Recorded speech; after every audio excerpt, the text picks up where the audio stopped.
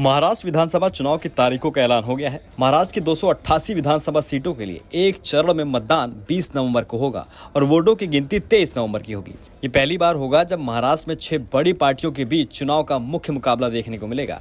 तो चलिए आपको बताते हैं कि 5 साल में महाराष्ट्र में क्या क्या बदला है और आगे की रणनीति क्या रहने वाली है। महाराष्ट्र में 2019 में जब चुनाव हुए थे तब राज्य में 8.68 करोड़ मतदाता थे। 2024 में जब चुनाव हो रहे हैं तब महाराष्ट्र में मतदाताओं की संख्या 9.53 करोड़ पहुंच गई है। अगर संख्या में देखा जाए तो पिछले 5 साल में महाराष्ट्र में करीब 85 लाख मतदाता जुड़े हैं।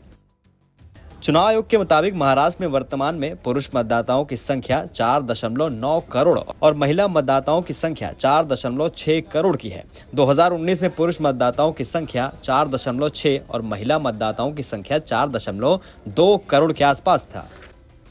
2019 में जब विधानसभा के चुनाव हुए तो महाराष्ट्र में मुख्य रूप से 4 पार्टियां बीजेपी, कांग्रेस, एनसीपी, शिवसेना मैदान में थी। इसके अलावा 1 दर्जन से ज्यादा छोटी पार्टियां भी मैदान में थी।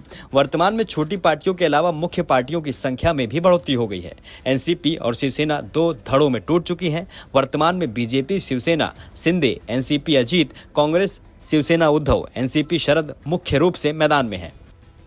2019 के चुनाव से पहले कांग्रेस और एनसीपी सेक्युलर थीम के साथ चुनाव मैदान में थी। दूसरी तरफ बीजेपी और शिवसेना का गठबंधन हिंदुत्व और मराठा राजनीति के बदौलत चुनाव लड़ रहा था।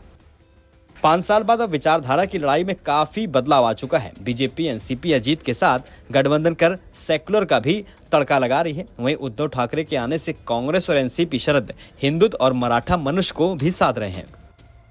कांग्रेस ने भी अपने विचारधारा से कॉम्प्रोमाइज किया है। महाराष्ट्र में पहले राहुल गांधी खुलकर वीर सावरकर के खिलाफ बोल रहे थे, लेकिन अब कांग्रेसी सावरकर के खिलाफ नहीं बोल रहे हैं।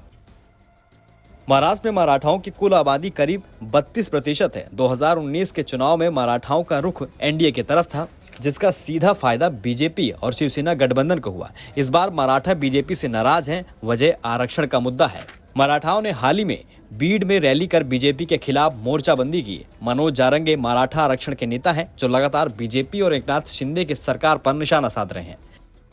इसी तरह महाराष्ट्र में मुस्लिमों का सियासी रुख भी बदला है। उस्मानाबाद और औरंगाबाद में शिवसेना का विरोध करने वाले मुस्लिम और उद्धव के समर्थन में खड़े हैं। महाराष्ट्र में मुसलमानों की आबादी करीब 11% है। नमस्कार, मैं हूं मानक गुप्ता। अगर आपको हमारा ये वीडियो पसंद आया हो तो इसे लाइक और शेयर जरूर करें और हाँ, हमें सब्सक्राइब और फॉलो करना ना भूलें ताकि आप देश और दुनिया की कोई खबर मिस ना करें।